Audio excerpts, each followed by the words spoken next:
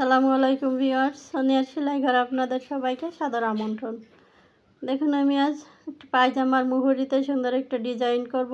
তাই আমি স্কোয়ার আকারে 3.5 ইঞ্চি একটা কাপড় কেটে নিয়েছি। এভাবে কতগুলো কাপড়গুলোকে প্রথমে ট্রায়াঙ্গেল আকারে ভাঁজ করে নিতে হবে।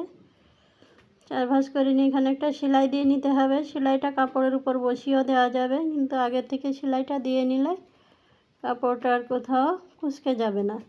এখন এভাবে সবগুলো কাপড় আমি সেলাই করে নিয়েছি ভাঁজ দিয়ে।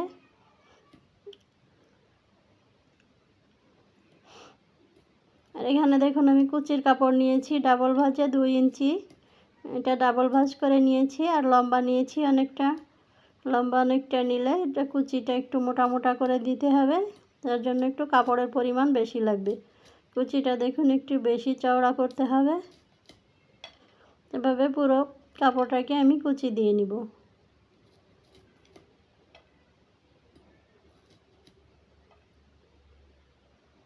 কাপড়টা এভাবে চওড়া করে নেওয়ার কারণ, এটা আমি পুঁথি লাগাবো, তার জন্য কাপড়টা বেশি চওড়া করে নিতে হবে।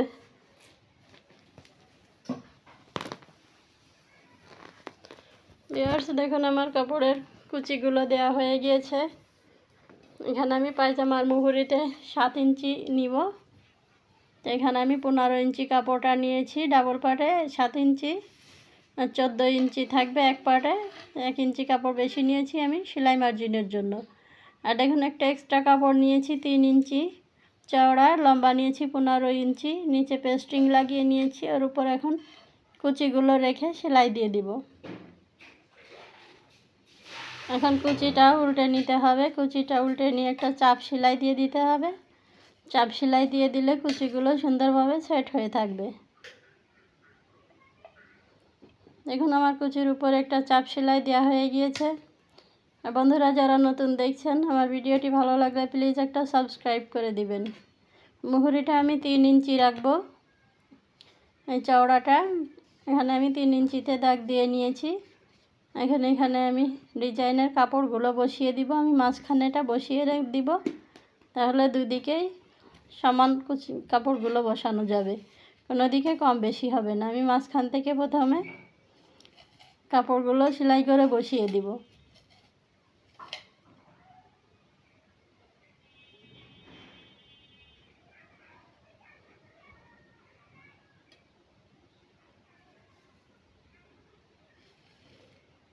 এখন আমার ডিজাইনের কাপড়গুলো বসানো হয়ে গিয়েছে। এখন আমি পায়জামার মুহুরির উপরে পায়জামার যে উপরের অংশটা, ওই অংশটা লাগিয়ে দিব। ভাঁজ করে একটা চাপ সেলাই দিয়ে আমি সুন্দরভাবে লাগিয়ে দিব।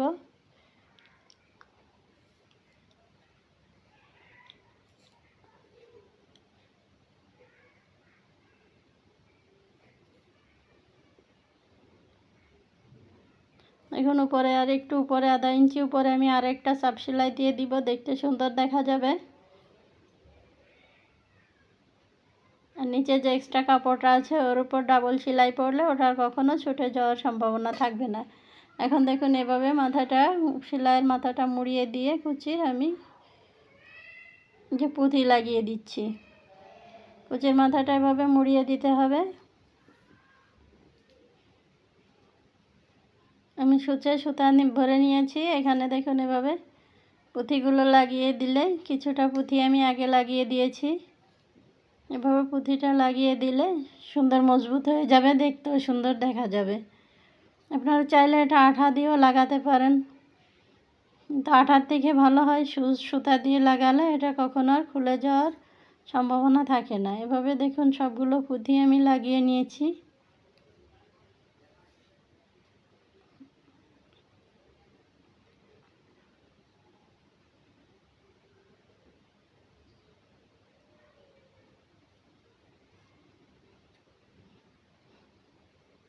পুঁথিগুলো নিচে লাগানো কমপ্লিট হয়ে গিয়েছে। সুতাটা কেটে নিয়েছি। এই যে দেখুন, উপরে পুঁথিগুলো লাগিয়ে নিয়েছি। উপরে যে ডিজাইনের কাপড়টা বসিয়ে দিয়েছিলাম, একটা বাকি আছে, ওটাতে আমি লাগিয়ে দিব। বন্ধুরা, এটা যে কোনো কালারের পায়জামার উপরে বা জামার নিচেও এ ধরনের ডিজাইন দিতে পারেন, দিলে কিন্তু খুবই সুন্দর দেখা যাবে। আমার পুঁথিগুলো লাগানো কমপ্লিট হয়ে গিয়েছে। তো বন্ধুরা, আমার ভিডিওটি যদি ভালো লাগে, যারা নতুন বন্ধুরা দেখছেন প্লিজ একটা সাবস্ক্রাইব করে দিবেন, আর যারা অলরেডি করে দিয়েছেন তাদেরকে অসংখ্য ধন্যবাদ। এখন দেখুন আমি পায়জামাটা এভাবে ভাঁজ করে মুহুরিটা আমি 7 ইঞ্চি রেখে সেলাইটা দিয়ে নিব।